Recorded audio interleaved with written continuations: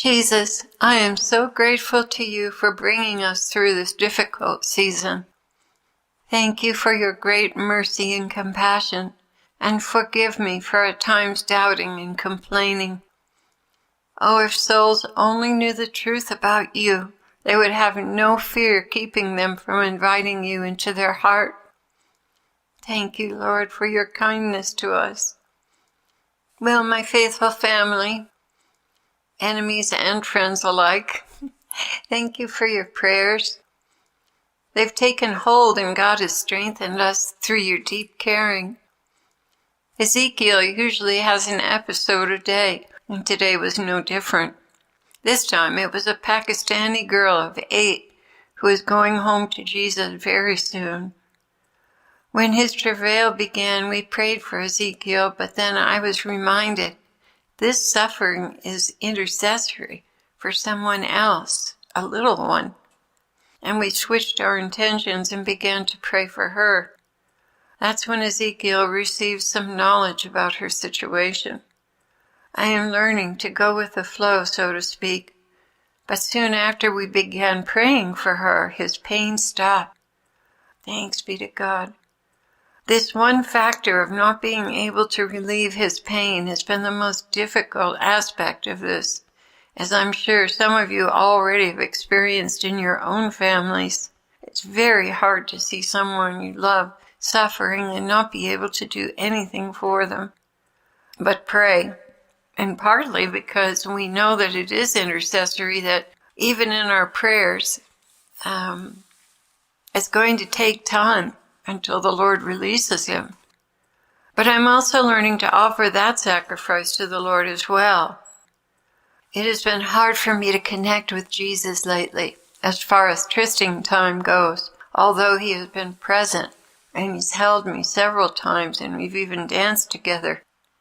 But my mind has been so fried, I haven't been able to really connect and hang on to it. It's like my mind is flipping from place to place. I'm getting some of that stability back now, thanks be to God. We've also isolated and identified one of the poor covens that's been cursing us. May God's mercy be with them. May they come to know the depth of love Jesus has for them. And may they find true love, joy, and healing in his presence, because I know these souls that turn to Satanism are terribly broken. And I confess, for 3 nights now, I've had some dark chocolate to help me stay awake to work. So my abstinence is not perfect. However, once I get my strength back, I believe I'll be able to return to that. Knowing how out of it I've been lately, dealing with some difficult situations and a cutback in medication, the Lord began speaking to me immediately after communion. Jesus began, "My dearest Clare, I know how very difficult these changes and challenges are for you, but I wish for you to bear with me and lean on my wisdom in all things. Cleave to me, Clare. Cleave with all your might. I am here. I am. Though at times you do not see me, I accompany you everywhere, and I wish you would be more aware of my loving and guarding presence. Do not worry about the medication. I will not make it difficult for you. Just take care of the flock. Sing, record, more. I'm waiting for you to move forward, beloved. Streamline and move forward. You are on the verge of stepping through the opposition and the things that have held you back. So step through, carry through, one foot in front of the other. So many good things are happening in your country, but there is still a long way to go. Stand beside this man every day and lift him up to me. His task is enormous, but so am I, and he will not fail. Much change is going to take place now in your government, but it's still awkward and will indeed need prolonged prayer backup. Just as a note on that, I think it was yesterday or the day before yesterday, there was an assassination attempt It wasn't publicized. It was one of the things that Ezekiel was in travail for. Ezekiel, Carol, and I were in travail over this situation in the White House. It was very critical. But apparently they caught who it was, and they were detained. They were handcuffed and loaded into a vehicle of some kind, so the attempt was foiled.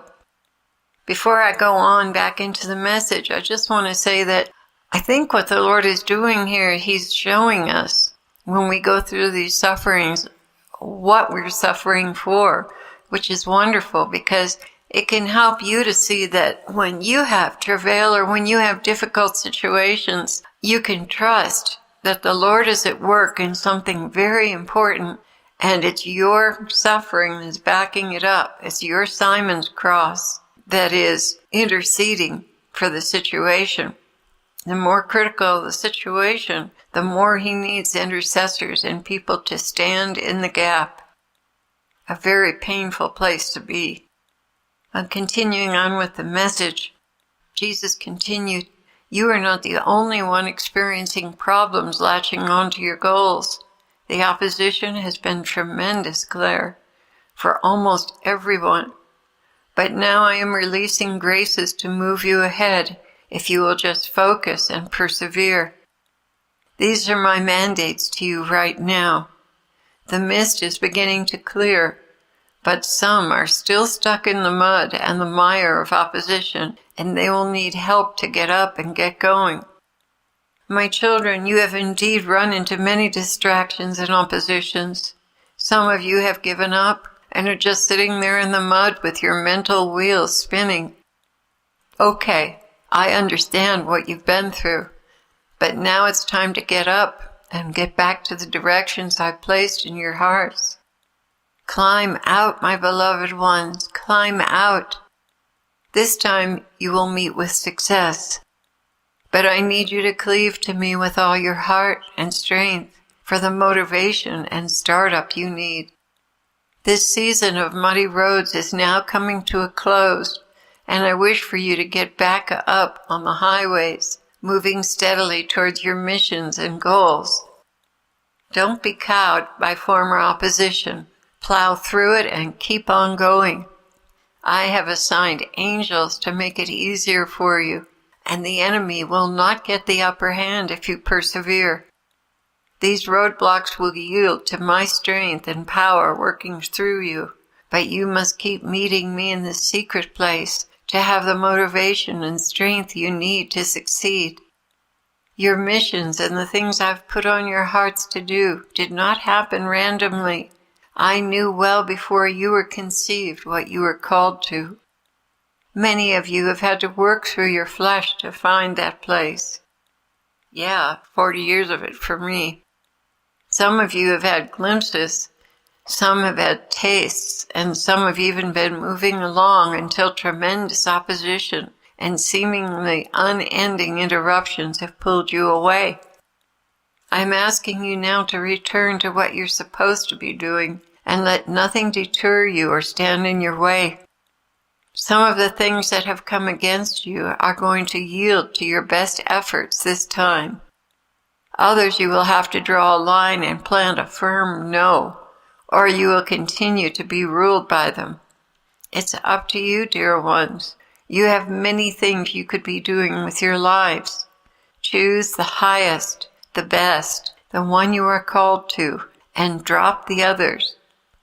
Even if you suffer lack or want in dropping them, make up your mind that what you have lost is not worth the time nor trouble to chase after.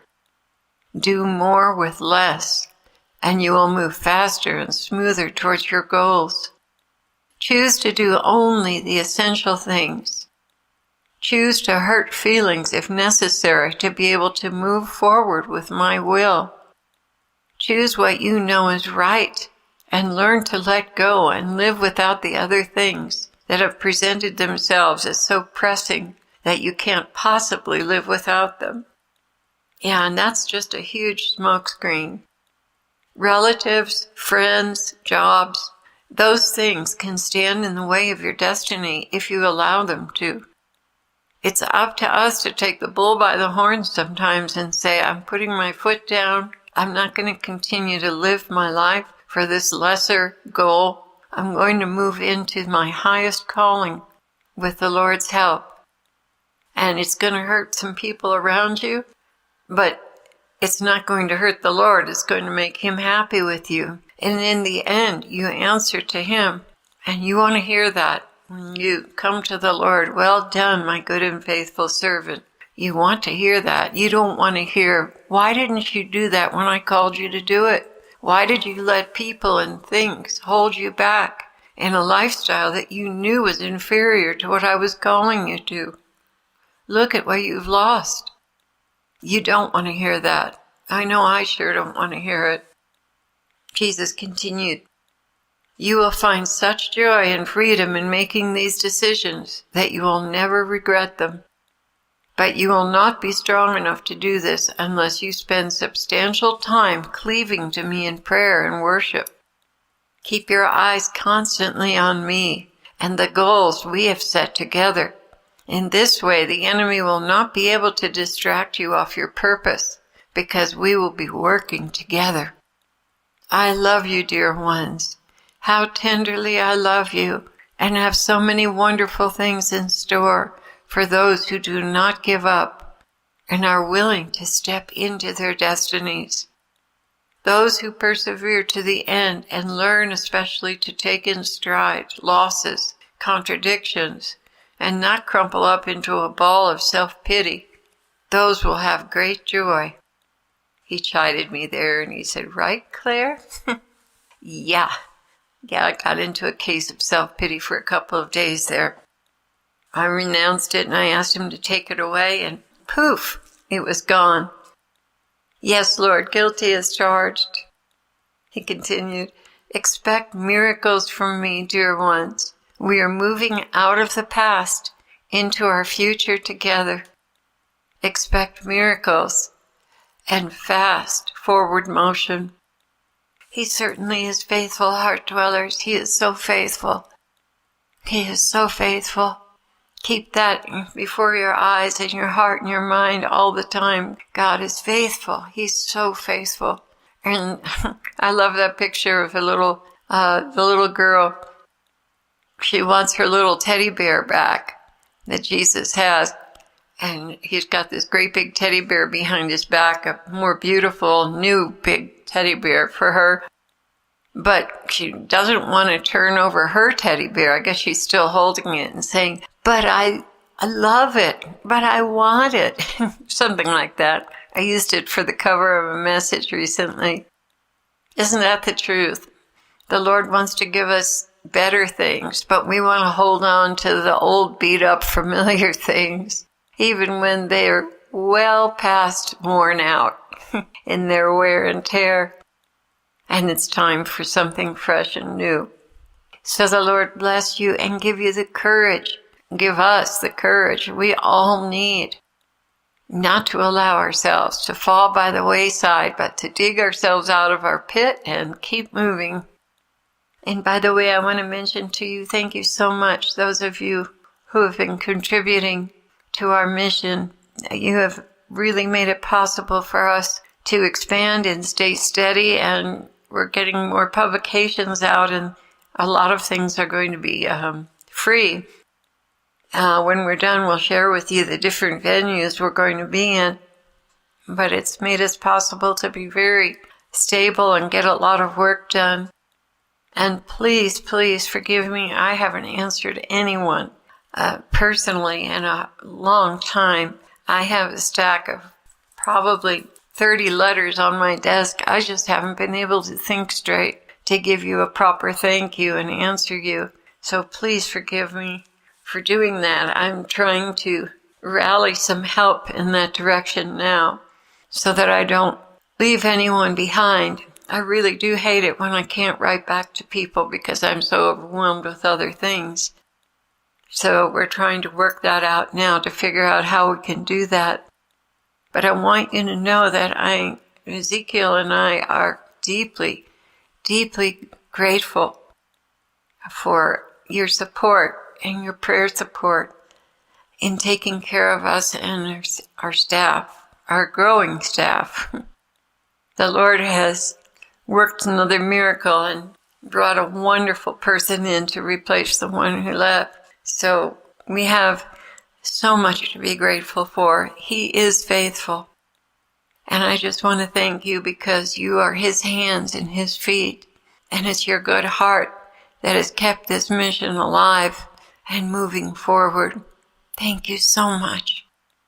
God bless you.